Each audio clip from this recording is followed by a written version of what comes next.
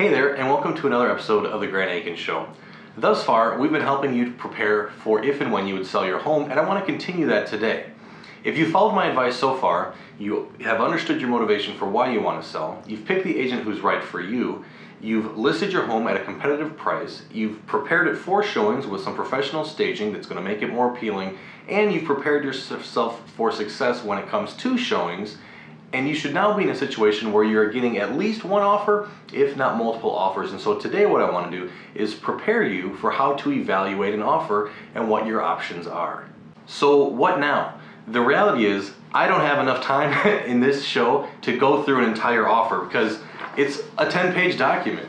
It's quite long, and I can't discuss all the terms with you, but I can go over some general things and help you understand what you're looking at.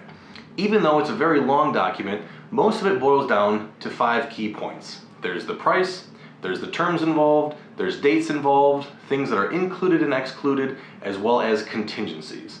There's other things as well, but those are kind of the 5 main negotiating points when it comes to an offer. So with that understanding in mind that those are the 5 key negotiating points of an offer, what you should understand is that you really have 3 options. You can outright reject the offer, you can counter the offer, or you can accept the offer. At the end of the day, it all boils down to that.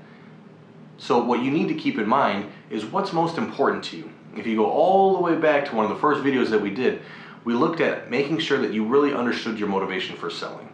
You know, most sellers typically want the most money for their home, a quick sale with little hassle, but maybe something else is important to you. Maybe you need to stay in the home for a certain amount of time because your other housing situation isn't working out. There's all kinds of ways to evaluate the value that an offer has for you. And so if you don't understand what your motivation is for selling, it's going to really muddle the waters here. And you might just get caught up in winning the deal, so to speak. And you're not going to be focused on what's actually most important to you and getting what you need out of an offer. So you've received multiple offers, and ideally your agent has gone over them already. They shouldn't just plunk them down in front of you and say, oh, what do you think? But they should have reviewed them all, gotten a good understanding of what is different between them, and then they can highlight for you the strengths and weaknesses of each individual offer. One word of caution that I do want to give to you when it comes to evaluating offers is to make sure that you touch base with your agent on fair housing laws. All right, there's 13 different classes of protected people in the state of Wisconsin here. And so when you're evaluating offers, you want to make sure that that doesn't become an issue.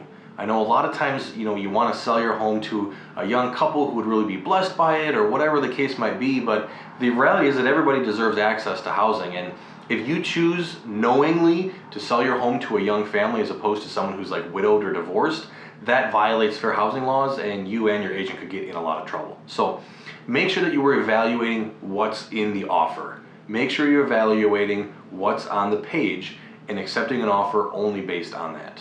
So like I said, there's a lot in the WB11 offer to purchase that I'm not going to discuss here, but what I do want to do for you is if you click on the link in the comments below, you'll be able to go and actually look at this document for yourself, see all the different things that are in it. It's a very nuanced document, and it's a legally binding document. So whenever you're evaluating offers, make sure you really have a good understanding of what you're signing and what's in there. And if your agent isn't giving you a good idea of what that is, fire them, hire me. I'd love to help you. I really like this kind of stuff. So other than that, it's been a pleasure talking to you guys. I love you a lot. I hope that you found some value in this video. If you did, the channel always appreciates the love. Likes, shares, comments, subscribes, all those good things. I want to keep you guys posted on all the fun stuff that we do here on the Akin Show. So other than that, I love you.